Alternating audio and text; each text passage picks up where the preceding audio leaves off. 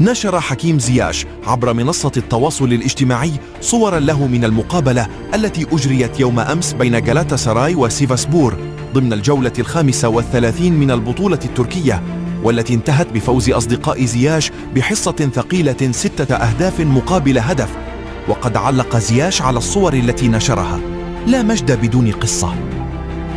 فعلا لا مجد ولا نجاح بدون قصة، فالمجد لا يأتي من فراغ، بل يولد من رحم المعاناة التي يعيشها الإنسان لتكون حافزا للإبداع وتقديم ما هو أفضل داخل المستطيل الأخضر.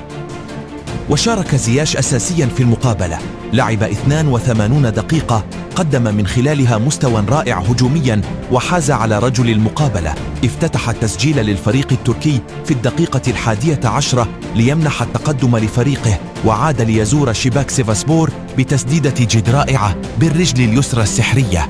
وبهذا الفوز يحافظ جالاتا